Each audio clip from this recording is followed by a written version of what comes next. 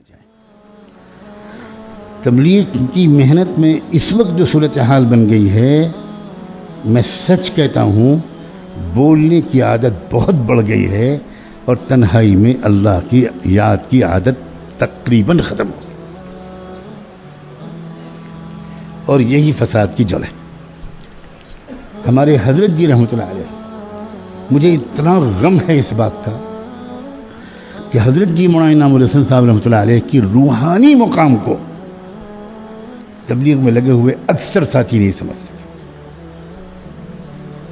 کس مقام پر تھے وہ، اللہ بہتر جانے، میرے پاس الفاظ نہیں ہیں کہ کیا کیفیت تھی.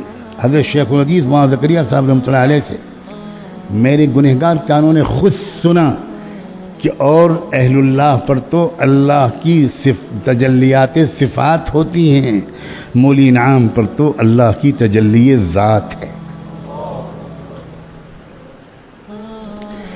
اسی لیے حضرت کے اوپر جو نورانیت اور روب کا اور ہیبت تھی، حضرت کے چہرے کو آپ دیکھ نہیں سکتے تھے،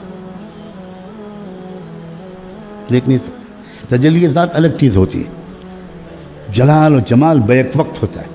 جیسے اللہ صفات جمال اور صفات جلال دونوں چیزوں کا حامل ہوتے ہیں. اور میرا تو حال میں کیا بتاؤں، میں تو نظام الدین والی سڑک پر سے رکشے سے اترتے ہی میں زار و قطار رونا شروع کر دیتا، آنسو نہیں تھمتے تھے میرے. اور میں حضرت کے بیان یا مجلس میں چھپ کے بیٹھتا تھا کہ مجھے بہت روتا ہوا حضرت دیکھیں گے تو حضرت کو تکلیف ہوگی. اور ان کو اتنی کڑھن تھی اس بات کی، اتنی کڑھن تھی اس بات کی، اتنی کڑھن تھی کہ بھئی ہمارے ساتھیوں نے انفرادی ذکر تقریباً چھوڑ دیا. مکتب نظام الدین میں پرانوں کے جوڑے ہوتے تھے، میں حاضر ہوتا تھا. باہر کی اہم جماعتیں آتی تھیں، حضرت جی خود بلا لیتے تھے. عرب جماعتیں آتی تھیں، میں خود آ جاتا تھا. حضرت وہاں سید احمد خان صاحب تشریف لاتے تھے، میں حاضر ہو جاتا تھا.